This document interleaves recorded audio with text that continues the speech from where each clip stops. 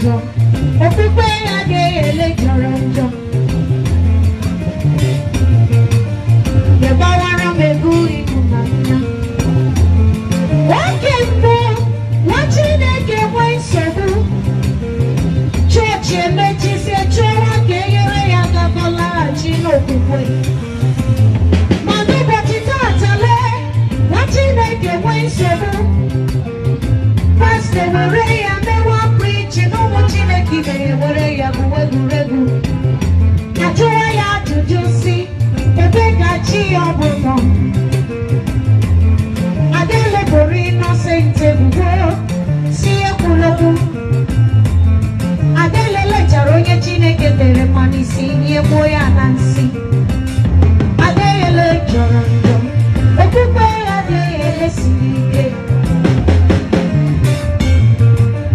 ya gbaghara m ego ịhụnanya ihe a na-ero n'ụwa bụ ihe a na-ere ozi ụka onye ga-agwa m onye ego karịrị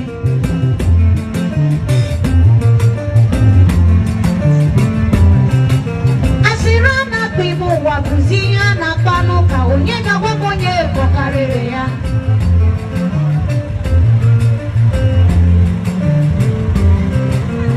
ọgwụ a na-agwọ n'ụwa bụzi ihe a na-agwọ ozi ụka onye ga-agwa m onye ego karịrị ịba n'ụlọ Chineke ị ga-ahụ ọtụtụ dibịa mkpọkọ otue a ga-agwa gị ị ga-eme ka ego bịa a ga-agagwagoti gị ejeligwe inwe anwakwụtụ otu ihe Chukwu kwuru n'akwụkwọ nsọ ka a ga eluigwe agwa gị na Chineke akpọọ gị saịdị ahụ n'ịbụ wasa egwu n'ịbụ wasa egwu ma wasa egwu ma gị ekwuru ihe Chukwu gwara gị ụmụala Igbo hụrịta n'ọnwụnụ n'anya ụmụ nwa anwawa ọnwụnụ n'anya Chineke ga-ahụ unu n'anya ịhụnanya gachi ala Igbo Igbo is a land of milk and honey enweghị ihe kọrọ Igbo ma ewepụ ihe dị n'otu ya gbawara m ego ịhụnanya wekwa ịhụnanya gafere achụziri onye chọrọ inyere aka obodo o siri bịa achụziri onye chọrọ inyere aka onye bụ nna ya achụziri onye chọrọ inyere aka aha nne na nna ya Agapelova chọrọ ịma ebe isi bịa ọ jụrụ onye mụrụ gị Agapelova na ga-ebi ụwa na mkpọ ọ dịghị aka asịrị ihe masịrị ya bụ etu isi eme ihe bụ ya mma bụ etu isi biri ihe bụ ihe ụtọ bụ na ihe amara Chineke nyere gị abụ ya masịrị ya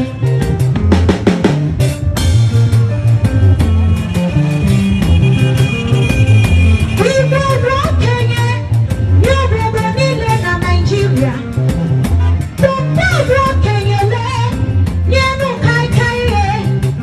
ile anya kaikai na-esi ọnwụ karịa Papa mụrụ ya ụmụ Igbo nwere obiọma maka akụ na ụba gbara ha gburugburu Igbo nọ ọnọdụ ite mbụ obodo ndị ọzọ nọ dịka kaikai Igbo nwere ego Igbo bi ọfụma ị chọrọ ụmụ nwoke mara mmasị ike n'ọrụ bịawa akwa n'ala Igbo ị chọrọ ndị ji moto ọgọ chewa akwa bụ Nnewi ị chọrọ ndị ji ụlọ ọgọ chewa akwa na Anambra ị chọrọ ndị ji ụlọ ọgọ ọzọ chewa akwa na Enugu ị chọrọ ndị na-efe Chukwu feta ihe jekwa Rivers steeti ị chọrọ ndị na-enyere ogbenye aka karịsịa jewa na Anambra ị chọrọ ndị na-agbashawa gbata ya ihe jewa Imo steeti ị chọrọ ndị na-akwa iko kwata ya ihe jewa Calabar ị chọrọ ndị na-emere nwanne ha anyụfụ were akụnụba nye onye mba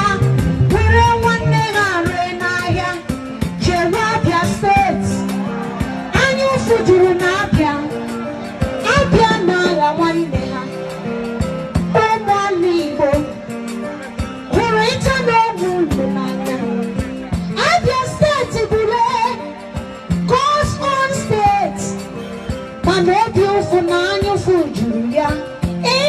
ya barasa Obalibo Biko reisa no nanya Mbahu mama seje Mbahuli ye churi nanya Oya wani ye kari nanya Yabi kori waye nilam Oya wani ye kari nanya Yabi kori waye nilam Oya wani ye kari nanya Yabi kori waye mokwe selato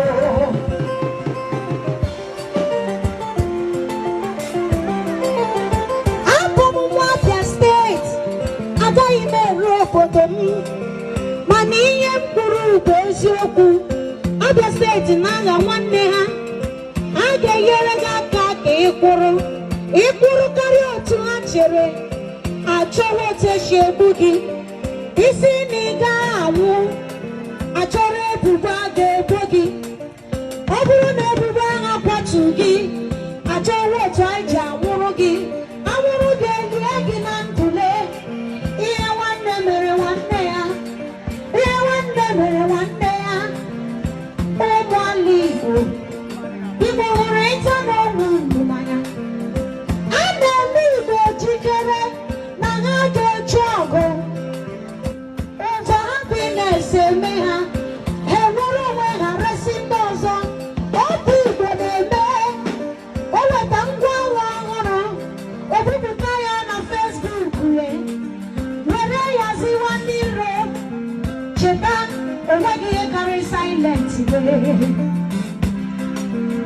Silent is a burden in Nigeria. Silent will be a burden in life of Biafra. Acapella of a chori, my ABC, yeah, or do a year one of it. Acapella of an agaki, one of them, or the ambassador. Here must say a boaties, man. Here they are my boaties, here they are trouble. Abuya Masria Yabawara Melby Naya Yabawara Melby Naya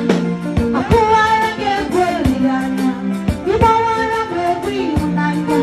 Akuara Gagoliana Yabawara Melby Naya Lilu Akuara Gagoliana